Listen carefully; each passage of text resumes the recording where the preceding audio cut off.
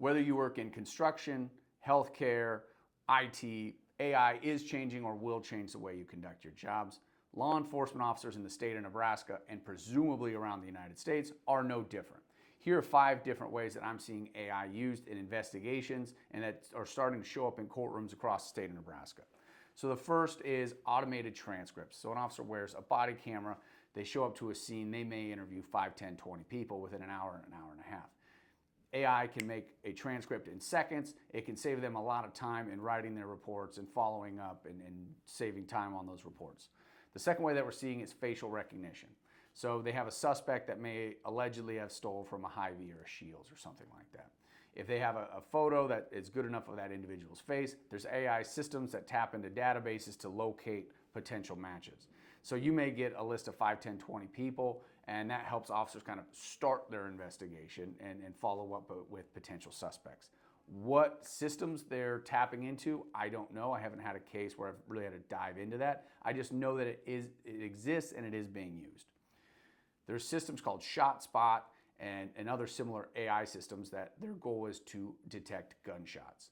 So the AI is programmed to locate and detect sounds that are similar or whatever the parameters are that it's gunshot, and it will provide a location, roughly 10th and Oak Street, and then it alerts dispatcher so that way an officer can follow up.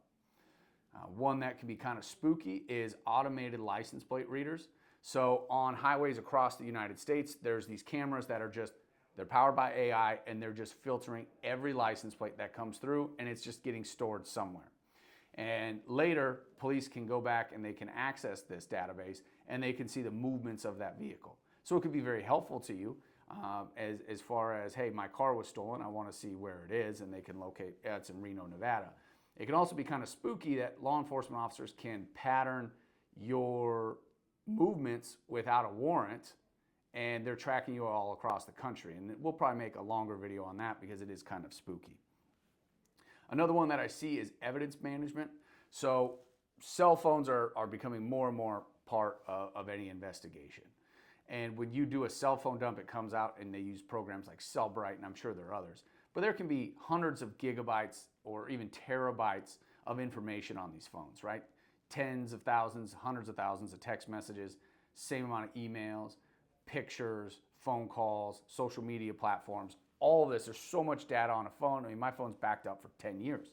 And so AI, I was using it the other day, and these are images that are consistent with currency, drugs, guns, and it was flagging different things that appear to be consistent with that.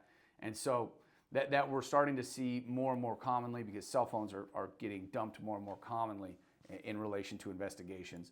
There's also systems that are just managing, also that we won't talk about much, but just they can look at different transactions. They can look at files that are being sent and just monitor different things. And so AI has the ability to be a powerful tool. It also raises very legitimate constitutional concerns about your right to privacy and what is being shared.